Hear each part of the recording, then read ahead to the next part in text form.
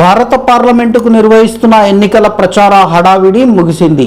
ఈ నెల 13న నిర్వహించనున్న పార్లమెంటు ఎన్నికలను సమర్థవంతంగా నిర్వహించేందుకు అధికార యంత్రాంగం సమాయత్తమైంది. గత కొద్ది రోజులుగా కొనసాగిన ప్రచార పర్వం శనివారం సాయంత్రంతో ముగిసింది. మహబూబ్ నగర్ పార్లమెంటు నియోజకవర్గ పరిధిలో మొత్తం 16,82,000 మంది ఓటర్లు ఉండగా అత్యధిక శాతం ఓట్లు పోలయ్యేలా అటు రాజకీయ ఇటు అధికార వర్గాలు తీవ్ర ప్రయత్నాలు చేస్తున్నాయి. గత ఎన్నికల్లో మొత్తం 65.39%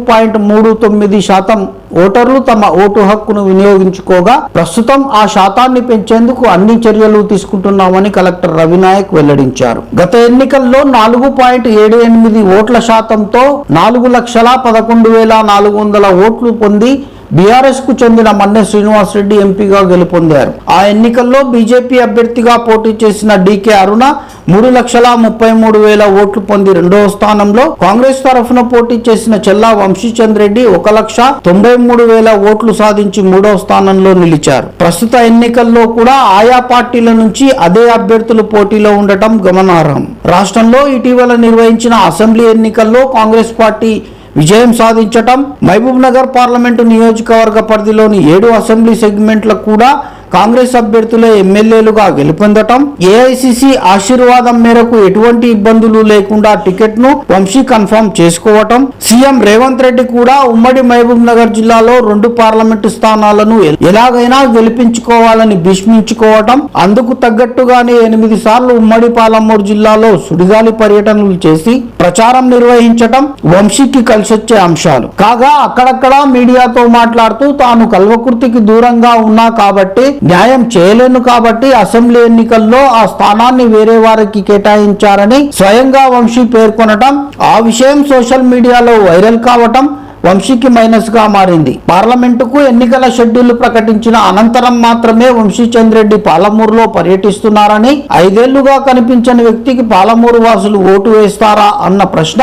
చర్చానీయాంశమైంది. కాగా పాలమూరుకు వచ్చి రావడంతోనే బీజేపీ నుంచి అభ్యర్థిగా ప్రకటించిన డీకే అరుణకు వ్యతిరేకంగా సవాళ్లు విసరటం, తాను చేసిన ఆరోపణలు నిరూపిస్తానని శ్రీరాముడిపై ఓట్లు వేయటం, పలు సందర్భాలలో రాముని గుడికి వెళ్లి డీకే అరుణను విమర్శించటం లాంటి అంశాలు ప్రజల్లో కాస్త భిన్న అభిప్రాయాలు వ్యక్తమయ్యేలా ఉన్నాయి. 7 నియోజకవర్గాలకు ప్రాతినిధ్యం వహిస్తున్న ఎమ్మెల్యేలు సైతం సీఎం రేవంత్ రెడ్డి సూచనల మేరకు ప్రచారాన్ని ఉధృతంగా నిర్వహించినప్పటికీ పార్లమెంట్ ఎన్నికలను దృష్టిలో ఉంచుకొని పార్టీలోకి వచ్చే వారందరినీ స్వాగతించాలని పార్టీ నిర్ణయం తీసుకోవటం పాత కొత్త కాంగ్రెస్ల మధ్య కొంత అగాధం సృష్టించేందుకు కారణమైందని చెప్పవచ్చు. ఈ కారణంగా కాంగ్రెస్ అభ్యర్థికి ఓటు వేయాలని ఇంటింటికి వెళ్లే విషయంలో వారి మధ్య అవాంతరాలు ఏర్పడడం వల్ల పైకి కనిపించినంత ప్రచారం జరిగిందా అన్నది ప్రశ్నార్థకంగా మిగులుతుందని పలువురు ఆ పార్టీకి చెందిన నాయకులే అభిప్రాయపడుతున్నారు. ఇవి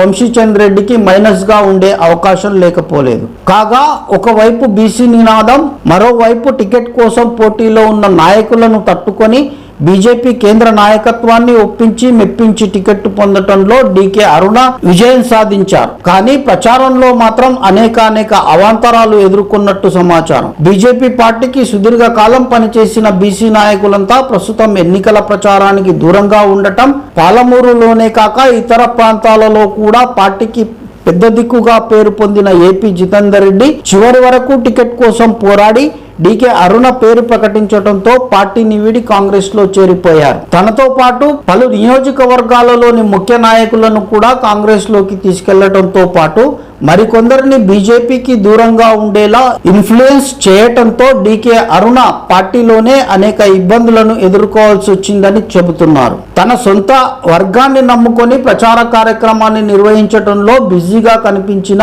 సుదీర్ఘకాలం బీజేపీకి పనిచేసిన చాలా మంది సీనియర్ నాయకులు ఆమె వెంట కనిపించలేదు. అయినప్పటికీ ఒకవైపు రేవంత్ రెడ్డిని, మరోవైపు కేసీఆర్ తో సహా బీఆర్ఎస్ కాంగ్రెస్ నాయకులు చేస్తున్న ఆరోపణలను సమర్థవంతంగా తిప్పికొడుతూ ఒక మహిళను మర్యాద లేకుండా ఇష్టానుసారం మాట్లాడతారా? పాలమూరు జిల్లా మహిళలు ఈ విషయాన్ని గుర్తించి తమ ఇంటి ఆడబిడ్డగా తనకు మద్దతు ఇచ్చి గెలిపించాలని డీకే అరుణ కోరటం కొంత వర్కౌట్ అయినట్టు కనిపిస్తుంది. భారత ప్రధాని నరేంద్ర మోడీ నారాయణపేటలో నిర్వహించిన భారీ బహిరంగ సభ కూడా డీకే అరుణకు ప్లస్ అవుతుందని రాజకీయ వర్గాలు భావిస్తున్నాయి. కాగా సిట్టింగ్ ఎంపీగా మరోసారి బరిలోకి దిగిన మన్నె శ్రీనివాస్ రెడ్డి ప్రచారం సైతం చివరి 10 రోజులు ప్రజల్లోకి చేరిందని చెప్పవచ్చు. మాజీ ముఖ్యమంత్రి కేసీఆర్ జిల్లా కేంద్రంలో నిర్వహించిన కార్నర్ మీటింగ్ సక్సెస్ కావడంతో పాటు ఆ రోజు ఆయన ఇచ్చిన ఆదేశాలను తాజా మాజీ ఎమ్మెల్యేలు కూడా పాటించటం, హంగామా లేకుండా డోర్ టు డోర్ క్యాన్వసింగ్ చేయాలని నిర్ణయించుకోవటం,